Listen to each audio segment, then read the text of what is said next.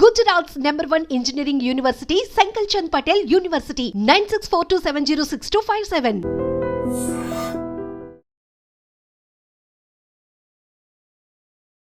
అందరికీ నమస్కారం. నా పేరు ధనుంజయరావు.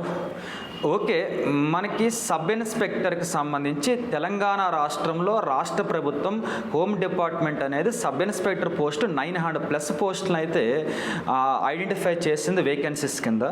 మ్యాక్సిమం ఇంకొక 1.5 month or 2 monthsలో సబ్ ఇన్స్పెక్టర్ నోటిఫికేషన్ వచ్చే అవకాశాలు కనిపిస్తున్నాయి గవర్నమెంట్ లెక్కల ప్రకారం మనం చూస్తే. సో ఇప్పుడు మరి అలాంటప్పుడు సబ్ ఇన్స్పెక్టర్కి సంబంధించి అసలు మీరు కోచింగ్లో ఉన్నంత మాత్రాన జాబ్ వస్తుందా, ఆర్ కోచింగ్ లేకుండా కూడా జాబ్ వస్తుందా? రెండోది, కోచింగ్లో ఉంటే కోచింగ్తో పాటు ఏం చేస్తే జాబ్ వస్తుంది అనే 3 అంశాలు ఇక్కడ మాట్లాడుతాను ఈ వీడియో ద్వారా మీకు. ఫస్ట్ వన్ వచ్చేసరికి కోచింగ్.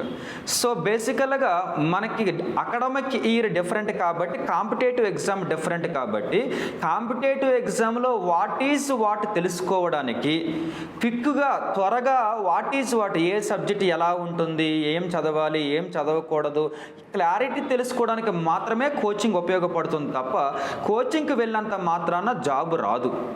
ఏ జాబ్ అయినా కూడా కోచింగ్లో ఉన్నంత మాత్రాన జాబ్ రాదు. కోచింగ్ అనేది మీకు సింప్లిఫైడ్ వేలో, అంటే సింప్లిఫై చేసి వాట్ అంటే సపోజ్ హిస్టరీ ఫస్ట్ టైం చూస్తున్న వాళ్ళకి హిస్టరీలో ఎక్కడి నుంచి ఎక్కడి వరకు ఉంటాయి, ఏ టాపిక్స్ ఉంటాయి, ఏ టాపిక్ ఎవరి ఆర్డర్ ఎలా ఉంటుంది, వాట్ ఇంపార్టెంట్ టాపిక్స్, ఏం ఇంపార్టెంట్ టాపిక్స్ కాదు అనేది మాత్రమే కోచింగ్ మీకు క్లారిటీ ఇస్తుంది తప్ప కోచింగ్ విన్నంత మాత్రం జాబ్ గ్యారెంటీ అనేది అబద్ధం. Point number 1. రెండోది, కోచింగ్ లేకుండా జాబ్ వస్తుంది కానీ సబ్ ఇన్స్పెక్టర్ ఎలా అంటే మీకు మ్యాథ్స్ పేపర్ ఒకటి ఉంటుంది 200 మార్క్స్కి. ఆ మ్యాథ్స్ పేపర్లో 150+ వస్తాయి అనుకుందాం. 150+ వస్తే జిఎస్ పేపర్ పైన సొంతంగా ఒక 4-5 పుస్తకాలు కొనుక్కొని ఒంటరిగా చదువుకున్నా కూడా మీకు జిఎస్ పేపర్లో 200 మార్కులకి నెగిటివ్ ఎలా ఉండదు కాబట్టి ఒక 110 మార్కులు 115 మార్కులు వచ్చినా కూడా కోచింగ్ లేకుండా జాబ్ వస్తుంది. కానీ అది రిస్క్లా ఉంటుంది. ఎందుకని మీరంత సొంతంగా చదివితే టైం అంతా కిల్లింగ్ అవుతుంది కాబట్టి అది డేంజరస్. సో కోచింగ్ ఉంటే కొద్దిగా బెటర్. కోచింగ్ లేకపోయినా వస్తుంది కానీ మ్యాథ్స్ చాలా బలంగా హైపర్గా ఉంటేనే పాసిబుల్, అది లేకపోతే కుదరదు. సో ఇప్పుడు కోచింగ్ ఉండాలి. కోచింగ్ ఏ మోడ్లో ఉంటే అవకాశాలు ఎక్కువ ఉంటాయి? ఆన్లైన్ మోడ్లో ఎక్కువ అవకాశాలు ఉంటాయా, ఆఫ్లైన్ మోడ్లో ఎక్కువ అవకాశాలు ఉంటాయా? మీరు ఫస్ట్ టైం ప్రిపేర్ అవుతున్న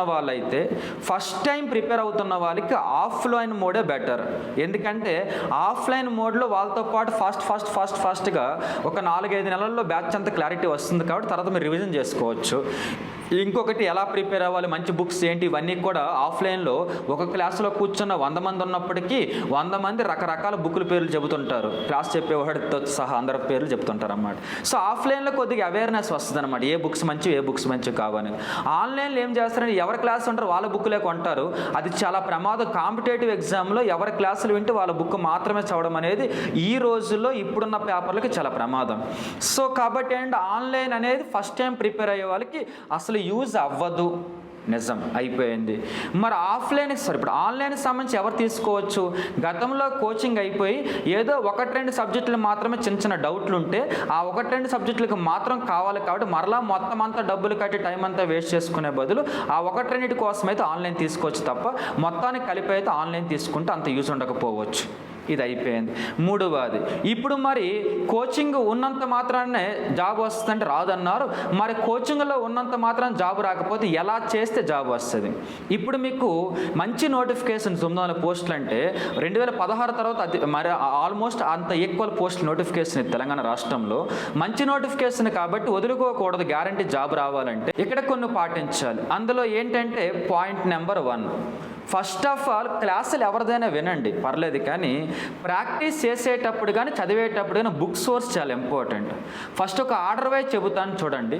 పాయింట్ నెంబర్ 1, మ్యాథ్స్కి సంబంధించి, అర్థమెటిక్కి సంబంధించి ఇంగ్లీష్ మీడియం వాళ్ళు అయితే ఓకేనా, కోచింగ్తో పాటు కానీ కోచింగ్ అయిపోయిన తర్వాత కానీ ఫస్ట్ ఆఫ్ ఆల్ ఫాలో అవ్వాల్సింది వాళ్ళు అరిహంత్ ఫాస్ట్ ట్రాక్ బుక్, లేదు కుదరదు అనుకుంటే మ్యాక్సిమం అగర్వాల్ అయినా బాగానే ఉంటుంది. కాకపోతే అగర్వాల్ లెంతీ క్వశ్చన్స్ ఉంటే కొన్నిసార్లు పేపర్ ఈజీగా ఇచ్చినప్పుడు అరిహంత్ ఫాస్ట్ ట్రాక్ ఈజీ అవుతుంది, ఉపయోగపడుతుంది అనమాట. ఈ 2 సోర్సులు బాగా ప్రాక్టీస్ చేస్తే మీకు మ్యాక్సిమము క్లాస్ నోట్స్తో పాటు ఇంగ్లీష్ మీడియం వాళ్ళు అరిహంత్ ఫాస్ట్ ట్రాక్ బుక్ ఒకటి, అలాగే నెక్స్ట్ వన్ వచ్చేసరికి ఇప్పుడే చెప్పుకున్నాం మనం ఏమని చెప్పేసి అగర్వాల్ బుక్కు సంబంధించి. సో ఇప్పుడు ఓవరాల్గా ఇక్కడికి సంబంధించి మ్యాథ్స్కి సంబంధించి అయ్యింది. అయితే జస్ట్ బుక్ ప్రిపేర్ అంత మాత్రం వచ్చేస్తుందా అంటే మ్యాథ్స్ ఒక సైంటిఫిక్ సబ్జెక్ట్ కాబట్టి అలా చేస్తే రాదు. మీరు పాయింట్ నెంబర్ 1 క్లాస్ నోట్స్ ఉంటుందా, అది రోజు కనీసం 1 అవర్ అని ప్రాక్టీస్ చేయాలి. పాయింట్ నెంబర్ 2 వచ్చేసరికినేమో ఆ లెసన్కి సంబంధించి ఏం ప్రాక్టీస్ ఆ లెసన్కి సంబంధించి అరిహంత్లో చేయాలి, అలాగే నెక్స్ట్ అగర్వాల్లో కూడా చేయాలన్నమాట. ఈ 2 అయిపోయిన తర్వాత నెక్స్ట్ రీజనింగ్కి సంబంధించి వచ్చినప్పుడు ఇంగ్లీష్ మీడియం వాళ్ళైతే అరిహంత్ ఎల్లో బుక్ ఒకటి ఉంటుందన్నమాట, చాలా పెద్దగా ఉంటుంది రీజనింగ్లో, అది చాలా మంచి బుక్. ఒకవేళ కుదరకపోతే అగర్వాల్లో కూడా ఎల్లో బుక్ ఉంటుంది. సరే అగర్వాల్లో కూడా మీకు చాంద్ పబ్లికేషన్లో భాగంగా ఏముంటుందంటే ఆ రీజనింగ్ ఉంటుంది, అది ప్రాక్టీస్ చేసినా కూడా మంచి అవుట్పుట్ ఉంటుంది. అంటే క్లాస్ నోట్స్లో లెసను అలాగే ఈ 2 పుస్తకాలు అదే రోజు అదే లెసన్ ప్రాక్టీస్ చేయాలి కోచింగ్ అయిన తర్వాత, అప్పుడు రీజనింగ్లో స్కోర్ పెరుగుతుంది. ప్యూర్ మ్యాథ్స్ బేసిక్ క్వశ్చన్స్ అడుగుతారు, ఇస్తే ఒక 10-15 క్వశ్చన్స్ వస్తాయి, క్లాస్ నోట్సే బాగా చేయాలి. సో బుక్ స్పెషల్గా ఏం వద్దు. ఇప్పుడు ఈ 3 క్లాస్ నోట్స్ ఈ బుక్స్ అయినంత మాత్రం జాబ్ వస్తుందంటే మేబీ అది కూడా కరెక్ట్ కాదు. ఇది అయిపోయిన తర్వాత ప్రతిరోజు మ్యాథ్స్ ఎగ్జామ్ రాయవలసిందే, తప్పనిసరిగా రాయవలసిందే. నీకు ఫస్ట్ టైం సబ్ ఇన్స్పెక్టర్ 100% 270 నుంచి 280 మార్కులు గ్యారంటీగా రావాలంటే నువ్వు కన్ఫామ్గా నోటిఫికేషన్ పడకముందు నుంచి ఎగ్జామ్ వరకు, మెయిన్స్ ఎగ్జామ్ వరకు ప్రతిరోజు ఒక ఎగ్జామ్ రాయాలి మ్యాథ్స్కి సంబంధించి. ఆ ఎగ్జామ్ ఎలా ఉండాలంటే ఒక 30 క్వశ్చన్స్ అనేవి, పెద్ద ఎగ్జామ్ రాయకూడదు, ఎందుకంటే పెద్ద ఎగ్జామ్ రాస్తే డేలో టైం కిల్ అయిపోతుంది. ఒక స్మాల్ ఎగ్జామ్, సింపుల్ ఎగ్జామ్, ఒక 30 క్వశ్చన్స్ అనేవి అర్థమెటిక్, రీజనింగ్, ప్యూర్ మ్యాథ్స్కి సంబంధించి 10 క్వశ్చన్స్ ఉండేలా చూసుకొని ఒక 30 క్వశ్చన్స్ అనేవి మీరు ఆ రోజు ఏ లెసన్ ప్రాక్టీస్ చేస్తున్నారో ఆ లెసన్కి సంబంధించిన క్వశ్చన్స్ ఉన్నటువంటివి 60 క్వశ్చన్స్ రోజుకి గంట టైం పెట్టుకొని రాయాలి. ఆ 60 క్వశ్చన్స్కి మీకు రాని క్వశ్చన్స్ ఉంటాయి కాబట్టి వాటి ఎక్స్ప్లెనేషన్ అప్పటికప్పుడే వీడియో రూపంలో కానీ ఆఫ్లైన్లో కానీ ఒక గంట ఎక్స్ప్లెయిన్ చేస్తే రోజుకి మ్యాథ్స్కి మీరు 2 గంటలు ఎగ్జామ్కు ఎక్స్ప్లెనేషన్ స్పెండ్ చేసి మిగిలిన ఒక 3 గంటల కాస్త మీరు ప్రాక్టీస్కి స్పెండ్ చేస్తే 5 నుంచి 5 గంటలు మ్యాథ్స్కి ఎనఫ్ అవుతాయి. కానీ ఎగ్జామ్ రాయకుండా ఓన్లీ ప్రాక్టీస్ చేస్తే మాత్రం అంత ఎక్కువ మార్క్స్ వచ్చే అవకాశం ఉండదు. ఓన్లీ సీనియర్ ఆస్పిరెంట్లకు మాత్రమే స్కోర్లు పెరుగుతాయి, అయితే మిగిలిన వాళ్ళకి రావు. సో మీకు యంగ్స్టర్స్ అయినప్పటికి కూడా మీకు మ్యాథ్స్ పేపర్లో 150-160 మార్క్స్ రావాలంటే రోజు మీరు కన్ఫామ్గా ఏం రాయాలి, మ్యాథ్స్ ఎగ్జామ్ రాయాలి. 30 మార్క్స్ అన్నీ కలిపి ఉండాలి. 30 ఆ రోజు ఏ లెసన్ చేస్తున్నారో ఆ లెసన్ ఉంటే బెనిఫిట్ ఉంటుంది. మరి ఇలా ఎవరు పెడతారు ఎగ్జామ్ని? ఎవరైనా పెడితే ట్రై చేయండి, ఎవరైనా పెడితే రాయండి. ఒకవేళ ఎవరు ఇటువంటి ఎగ్జామ్ పెట్టకపోతే ఏప్రిల్ 1st వీక్లో ఎలాగ పెడుతున్న బ్యాచ్ అనేది, సో ఆ బ్యాచ్లో ఎలాగే పెట్టబోతున్నాం డైలీ 60 క్వశ్చన్స్ అనేవి విత్ ఎక్స్ప్లెనేషన్. సో ఇది నేను చెప్పిన ప్యాటర్న్ ఉపయోగించుకోండి. మన దగ్గర లేదు, బయట ఉంటే బయట చూసుకోండి. ఎందుకంటే ఇక్కడ మీకు జాబ్ రావడం ఇంపార్టెంట్ మన వీడియో ఉద్దేశం, అంతేగాని కోర్సెస్ క్లాసెస్ అనేది కాదు. రెండవది ఇక జిఎస్లోకి వెళ్ళినట్లయితే జిఎస్లో వచ్చేసరికి మనకి సబ్ ఇన్స్పెక్టర్ రావాలంటే అన్ని సబ్జెక్టులు చదవాల్సిన పని లేదు, పర్ఫెక్ట్ అవ్వాల్సిన పని లేదు. జిఎస్లో కేవలము ఒక 5 పిల్లర్స్ ఉంటాయి, వాటిని పర్ఫెక్ట్గా ప్రాక్టీస్ చేస్తే సరిపోతుంది. ఏంటి 5 పిల్లర్స్ అంటే పిల్లర్ నెంబర్ 1 ఏంటి, కరెంట్ అఫైర్స్ మొత్తం మీద 50 మార్క్స్ వస్తాయి. మరి కరెంట్ అఫైర్స్ 50 మార్క్స్కి మీరు గ్యారంటీగా సబ్ ఇన్స్పెక్టర్లో మంచి మార్కులు రావాలంటే 45 వరకు నీకు తెలిసిన ఉండాలి ఎగ్జామ్ పేపర్లో 50 క్వశ్చన్స్లో, అప్పుడు మంచి మార్క్స్ వస్తాయి. మరి 45 రావాలంటే సోర్సెస్ ఏంటి? పాయింట్ నెంబర్ 1 తెలుగు మీడియంలో అందుబాటులో ఉన్నటువంటి మ్యాగజైన్ ఒకే ఒకటి, అది కూడా షైన్ ఇండియా అని మీ అందరికీ తెలిసినటువంటిది. అది ఎలాగో చదువుతారు, చదవాలి. దాంతోపాటు ఆల్టర్నేటివ్గా 45+ రావాలంటే ఇంగ్లీష్ మీడియం బుక్ ఏమైనా తీసుకోవాలి. ఇంగ్లీష్ మీడియంలో వచ్చేసరికి మీకు అరిహంత్ మంత్లీ కరెంట్ అఫైర్స్ ఉంటాయి, లేదు అరిహంత్ 6 months కరెంట్ అఫైర్స్ ఉంటాయి, అరిహంత్ 1 year కరెంట్ అఫైర్స్ ఉంటాయి. అంటే షైన్ ఇండియా మ్యాగజైన్ వచ్చేసరికి మంత్లీ చదువుతూ 1 year కరెంట్ అఫైర్స్ ఎగ్జామ్కి వెళ్ళే ముందు 1 year కరెంట్ అఫైర్స్ అనేవి అరిహంత్ మ్యాగజైన్ చదివినట్లయితే మీరు అనుకున్న 45+ వస్తాయి, లేకపోతే రావు. Okay, point number 1. సో ఇది సోర్స్ అయిపోయింది. మరి కరెంట్ అఫైర్స్ రోజు ఎగ్జామ్స్ రాయాలా? అస్సలు అవసరమే లేదు, ముందే చెప్పేస్తున్నా. కరెంట్ అఫైర్స్ రోజు ఎగ్జామ్ రాయవలసిన పని లేదు. నాకు తెలిసి మీరు మెయిన్స్ ఎగ్జామ్ వరకు మొత్తం మీద కలుపుకున్న కరెంట్ అఫైర్స్ సంబంధించి ఒక్కసారి ఒక పేపర్ అంతా కరెంట్ అఫైర్స్ ఉండేలా చూసుకొని అటువంటి మహా అయితే ఒక 5-6 ఎగ్జామ్స్ మంచి 150 మార్క్స్ 200 మార్క్స్ ఒక 5-6 రాసిన మంచి అవుట్పుట్ వస్తుంది. కరెంట్ అఫైర్స్ డైలీ రాయాల్సిన పని లేదు. 2వ పిల్లర్ 5 పిల్లర్స్లో భాగంగా మనకు వెయిటేజ్ సైన్స్ ఉంటుంది, ఫిజిక్స్, కెమిస్ట్రీ, బయాలజీ. ఓకే, ఈ ఫిజిక్స్, కెమిస్ట్రీ, బయాలజీలో బయాలజీ 15 మార్కుల వరకు, ఫిజిక్స్ 15 నుంచి 17 మార్కుల వరకు వస్తుంది. ఒక 6-7 మార్కులు కెమిస్ట్రీకి సంబంధించి వస్తుంది.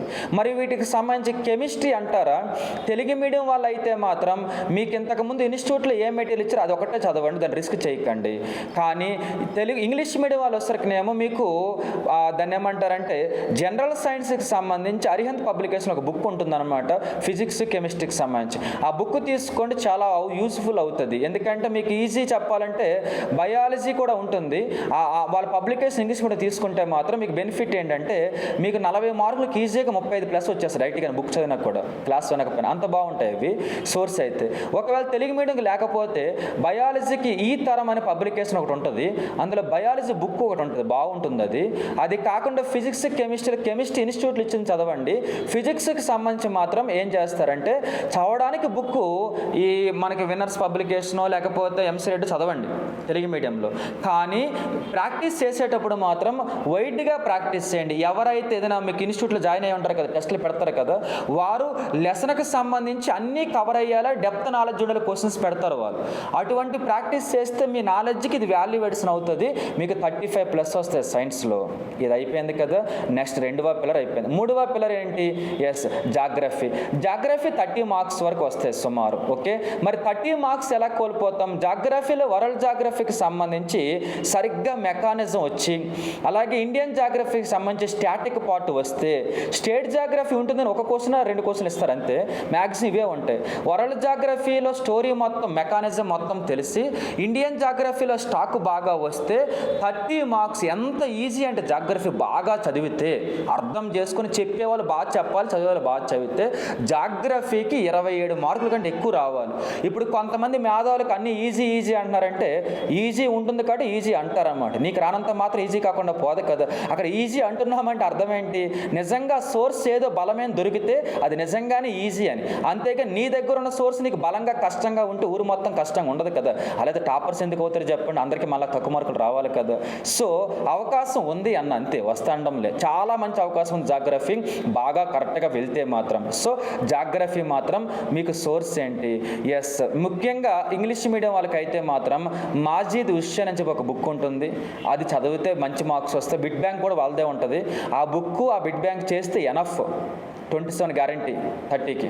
తెలుగు మీడియం వాళ్ళు అంటారా, జాగ్రఫీకి సంబంధించి మెకానిజం ఇంపార్టెంట్. తెలుగు మీడియంలో సోర్స్ ఇండియన్ జాగ్రఫీకి సంబంధించిన సోర్స్ బాగుంది. వరల్డ్ జాగ్రఫీకి సంబంధించి ఎస్ఐ ఇన్స్టిట్యూట్లో చెప్పే ఫ్యాకల్టీస్కి ఏమైందంటే వారు గతంలో ఎస్ఐకి దేనికి ప్రిపేర్ జాబ్ రాని వాళ్ళు ఉంటారు కాబట్టి వారికి వరల్డ్ జాగ్రఫీ టచ్ ఉండదు. వరల్డ్ జాగ్రఫీ బాగా చెప్పాలంటే గ్రూప్ 1కి సంబంధించిన ఫ్యాకల్టీస్ కానీ వీళ్ళు బాగా చెప్తారు, యూపీఎస్సీ వాళ్ళు, అది బాగా చెబితే గ్యారంటీ మార్క్స్ వస్తాయన్నమాట. సో చూసుకోండి ఒకసారి. తెలుగు మీడియం సంబంధించి వరల్డ్ జాగ్రఫీకి మంచి సోర్స్ అంటే నేను చెప్పలేను. ఇండియన్ జాగ్రఫీకి అయితే మీ దగ్గర మంచి సోర్స్ చాలా ఉన్నాయి, మార్కెట్లో ఏది తీసుకున్నా బాగానే ఉంటుంది. ఓకే, ఇది అయిపోయింది కదా. నెక్స్ట్ 1కి వచ్చేసరికి మనకి 3 పిల్లర్స్ అయిపోయినాయి. 4వ పిల్లర్ ఏంటి? 4వ పిల్లర్ సైన్స్ అయిపోయింది, అది హిస్టరీ ఉంటుంది. 4వ పిల్లర్ పిల్లర్ ఇండియన్ హిస్టరీకి సంబంధించి మీరు చూస్తే ఏన్షియంట్లో ఒక 10 క్వశ్చన్లు, మిడివల్లో ఒక 5 క్వశ్చన్స్, మోడర్న్లో ఒక 15 క్వశ్చన్స్ ఇస్తున్నారనమాట. సో అది కూడా లిమిట్స్ ఉన్నాయి, ఎక్కడి నుంచి వస్తున్నాయి ఎక్కడి నుంచి రావు అని.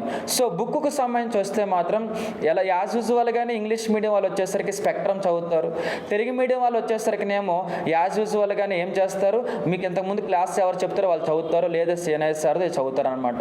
సో నేను దాని గురించి అనడం లేదు, కానీ లిమిట్స్ ఉన్నాయి హిస్టరీలో. ఆ లిమిట్స్ తెలుసుకొని చదవండి. ఏవి పడితే అవి చదివేది టైం వేస్ట్ అయిపోతాయి.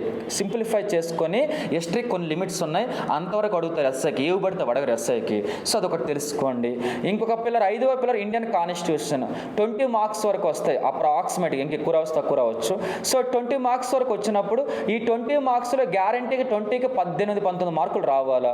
సరిగ్గా ఇండియన్ కాన్స్టిట్యూషన్ విని, ఇండియన్ కాన్స్టిట్యూషన్ అంతా ఉండదు సిలబస్లో. సబ్ ఇన్స్పెక్టర్కి సెంట్రల్ స్టేట్ రిలేషన్స్ లాంటివి ఉండవు సిలబస్లో. ఎంతసేపు స్టాక్ కంటెంటే ఉంటుంది ఎస్ఐకి సంబంధించి. కాబట్టి స్టాక్ కంటెంట్ ఇండియన్ కాన్స్టిట్యూషన్ సంబంధించి బాగా చదవండి. బుక్ అంటారా, తెలుగు మీడియంలో ప్రభాకర్ రెడ్డి సార్ది కానీ తీసుకోండి, లేదా ఎంసీ రెడ్డి వాళ్ళది కానీ, లేకపోతే పాలిటిక్స్ సంబంధించి ఉంటాయి కదా పబ్లికేషన్ తీసుకోండి, ఏమైనా పర్లేదు. ఇంగ్లీష్ మీడియం సంబంధించి యాజ్ యూజువల్గానే మీరు ఎట్టి పరిస్థితుల్లో కానీ లక్ష్మీకాంత్ చదవకూడదు. దేనికి సంబంధించి స్టేట్లో పాలిటీలో 20 మార్క్స్ రావాలంటే ఎస్ఐకి లక్ష్మీకాంత్ పనికిరాదు, అది స్టోరీ వైజ్ ఉంటుంది. స్టాటిక్ పార్ట్ ఉంటే తెలుగు మీడియం ఏదో చదవండి, కష్టపడి ఈజీ అవుతుంది అనమాట పాలిటిక్స్ సంబంధించి. ఈ 5 మెయిన్ పిల్లర్స్, ఈ 5 బాగా చదివితే వీటి వెయిటేజ్ సుమారు 150 వరకు ఉందన్నమాట. 150లో 130 వరకు వస్తే మిగిలిన 50 నెగిటివ్ లేదు కాబట్టి పైపైన ఒక్కొక్కసారి చదివినా కూడా మీకు యావరేజ్గా 50లో ఒక 20 రైట్ అయినా 150 వరకు వచ్చేస్తుంది. మంచి స్కోర్ 300, చాలా పెద్ద స్కోర్ కదా, చాలా అంటే చాలా టాపర్ స్కోర్ అది. సో కాబట్టి మీరు సరిగ్గా ఇప్పటి నుంచి ప్లాన్ చేసుకుని స్కోర్ వస్తుంది. లేదు పెద్ద ఇక్కడ ఒక గుంపు ఉంది, గ్రూప్ ఒక 500 మంది 1000 మంది ఉన్నారు, 1000 మందిలో భాగంగా మేము కూడా వెళ్ళిపోతాం, వాళ్ళతో పాటు చేసేస్తుంటే వాళ్ళు ఎవరో బాగా చదివే 10 మంది ఉంటారన్నమాట, వాళ్ళ జాబ్ వస్తుంది, మిగిలిన 990 మంది కూడా ఖాళీ తిరగాల్సి వస్తుంది. సో మంచిగా ప్లాన్ వేసుకోండి, బాగా చదవండి. ఇప్పుడు నేను చెప్పినంత మీకు ఉపయోగపడుతుందని అనుకుంటున్నాను, మరి ఉపయోగపడితే ఉపయోగించుకోండి. అంతేగాని విమర్శించడానికి ఏదేదో ఉంది కదని చెప్పి సోషల్ మీడియా పడితే పెట్టుకోవద్దు, కామెంట్ పిచ్చుకుంటాయి. ఎందుకంటే విమర్శించడానికి మీకు ముందు మీరు ఎస్ఐ ప్రిపేర్ అవుతున్నారన్నమాట. అంటే నాకంటే చాలా చిన్న ఏజ్ వాళ్ళు మీరు. ఇంకొకటి మేము గవర్నమెంట్ సర్వీస్ చేసి వచ్చాం కాబట్టి ఫుల్ ఆఫ్ ఎక్స్పీరియన్స్, 8 years నుంచి ఫ్యాకల్టీ చేస్తున్న యూపీఎస్ ఇన్స్టిట్యూట్లో, గ్రూప్స్ ఇన్స్టిట్యూట్లో. కాబట్టి మీకు కొద్దిగా అవేర్నెస్ తక్కువ ఉంటుంది, అర్థం చేసుకుని వినాలి తప్ప ప్రతి ఒక్కరు ఫ్యాకల్టీ అయిపోకూడదు, ప్రతి ఒక్కరు మేధావుల సలహాలు ఇవ్వకూడదు. అదే పెద్ద తప్పు. మంచి చెప్పేటప్పుడు గ్రహించడం చాలా ఇంపార్టెంట్.